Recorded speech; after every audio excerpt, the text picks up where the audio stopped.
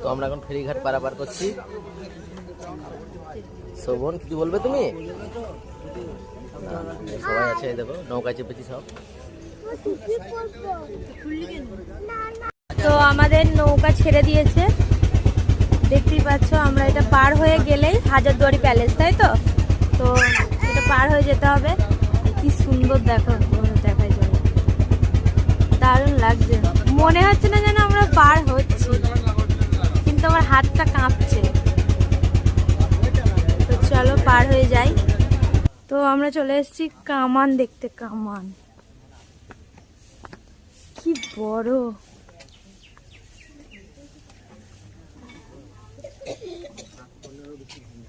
ব্যাপারটা কি বলতো, ব্যাপারটা হচ্ছে এটা কোনো যুদ্ধে ব্যবহার হয়েছিল। কর্মকার বানিয়েছিল, হ্যাঁ, ওখান থেকে এসে এখানে বানিয়েছিল। কামানটা শুধু দেখো দেখি, বিতানি সর দেখো। শাহজাহানের সময়ে যুদ্ধের সময় এটা অকেজো হয়ে যায়। হ্যাঁ, বৃষ্টির জল পড়ে তখন এটা কাজ করে না, ওই জন্য আরো ব্যাগ ফুটে চলে গেছে।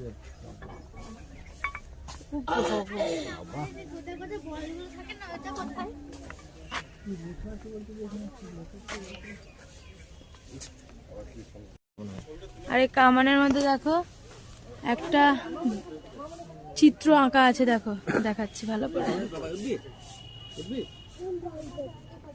সোম সোম ওঠো, সোম ওঠো, দেখো কি সুন্দর। ওয়াও সোম, ये दो দেখো সোম, দেখো জাহান কোষা কামানের উপর উঠে সোমের কত হাসি। সোম মজা লাগছে, এসো। তো চলো আমরা এবার বেরোই এক এক করে। তো চলে এসেছি কাটরা মসজিদ। বাইরে থেকেই কতটা সুন্দর লাগছে দেখো। আর বাইরে এই দোকানপাট সব আছে। মা চাপবো, এই তো এখান থেকে চলো। ও চাপবো তো, চলো আমরা এটা দেখে আবার টোটোতে চাপবো। চলো মুর্শিদ কুলিখা, হ্যাঁ মুর্শিদ কুলিখা এটা বানিয়েছি।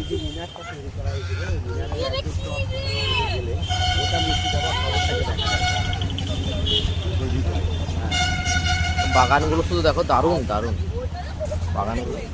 নির্মাণ শৈলীটা ভালো করে লক্ষ্য করে দেখা যায়।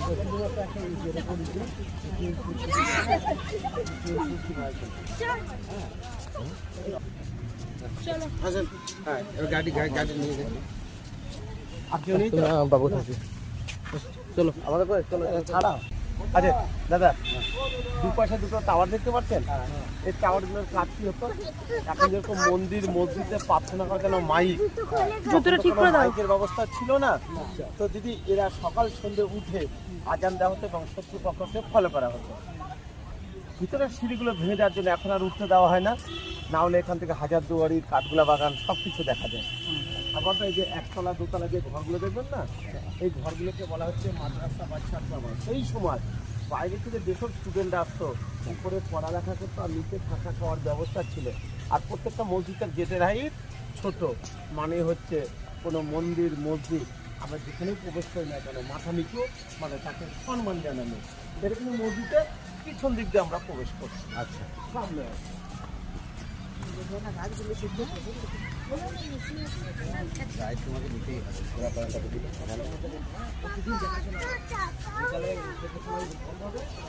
তো গেটটা দেখো কিরকম ছোট।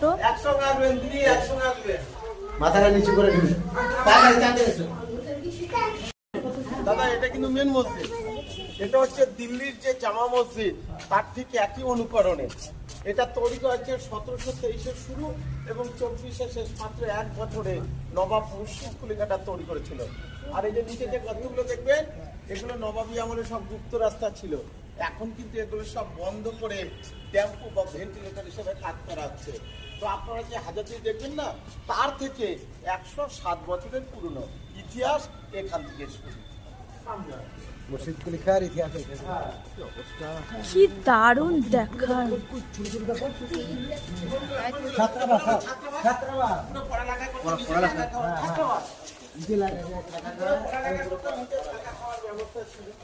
ছাত্রাবাস এগুলো সব।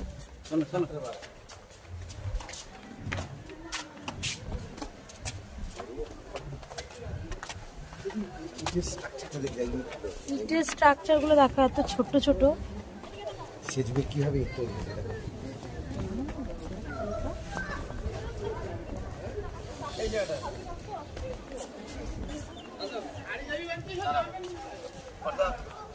পায়ের নিচে একটা আসন দেখতে পাচ্ছেন, চারকোনা করে আসনগুলো বুঝতে পারছেন? মানে এই চাতালের মধ্যে এই রকমই 2000 আসন আছে। কাকু একসঙ্গে এখানে 2000 লোক এখানে নামাজ পড়ানোর ব্যবস্থা ছিল। 2000 লোক একসাথে বসে একসঙ্গে এখানে 2000 লোক নামাজ পড়ানো। আর যখন এখানে নামাজ পড়ানো হতো তাদের গায়ে কোনো রোদ বা বৃষ্টি জানি না পড়ে, ত্রিপল বা সামিয়ানা টাঙানোর জন্য দেখুন বালা সিস্টেম করা ছিল। একটা কথা মাথায় রাখবেন, নবাবী আমলে এখানে কিন্তু কোনো পাথর ছিল না, এই লোহা ছিল না।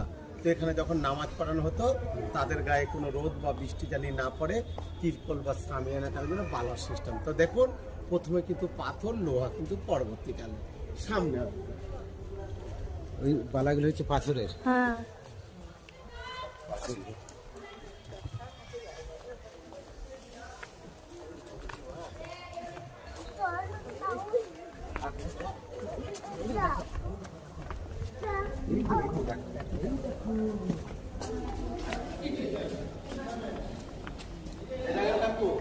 এটা কিন্তু মেন মসজিদ, কিন্তু 1897 সালের ভূমিকম্পে এই রকম পাঁচটা ছিল, তিনটে ভেঙে গেছে। এতে কিন্তু আচ্ছা আচ্ছা, এটা ছিল।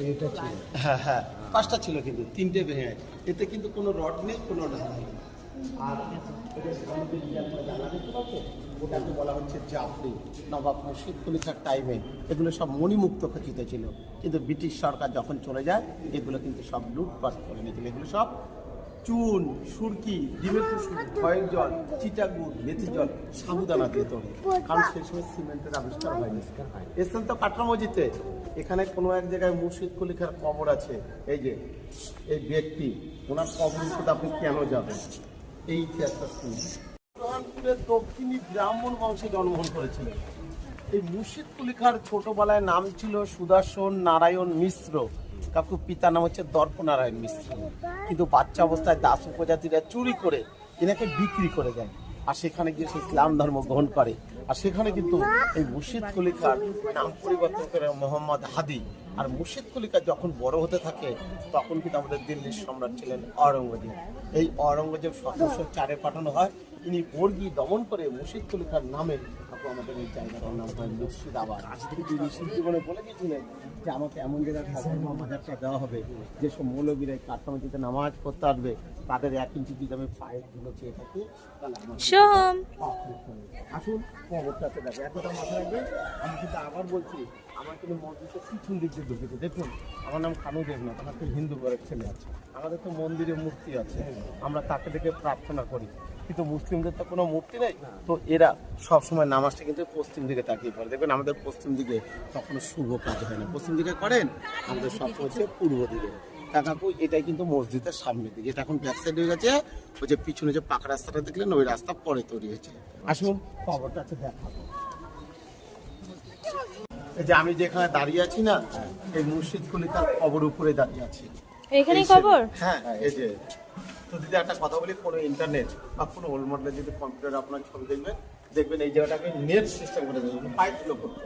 হ্যাঁ, নেটটাকে উঠিয়ে দিয়ে 14টা আচ্ছা কবরটা আছে দেখাবো। আসুন এই যে দেখাবো। ফাঁকা দিলে ঢুকতে হবে। কাকু আমরা তার বুকের উপর দিয়ে আসলাম। হ্যাঁ, ওই জায়গাটাকে নেট ছিল, আমার আপনার পায়ের ধুলো না কবর উপরে পড়তো, মানে ধুলো করে নিচে পড়া। যার জন্য কবরটা থেকে পুরোটা মাটি। এটা মুর্শিদ কুলি খাঁ।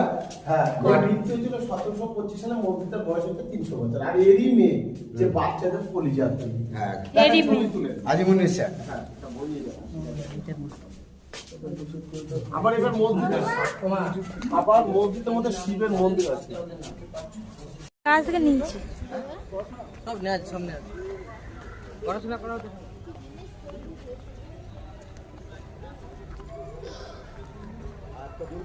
মাইক ছিল না, মাসের ছবি দিয়ে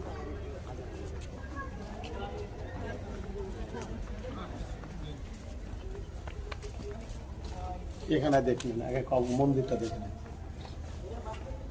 হ্যাঁ ভাস্কর পণ্ডিত করেছিল না? ইনি না মুর্শিদ করে ইনি শেষ জীবনে মসজিদের মধ্যে আবার মন্দিরে করে গেছে, দুটো ধর্ম।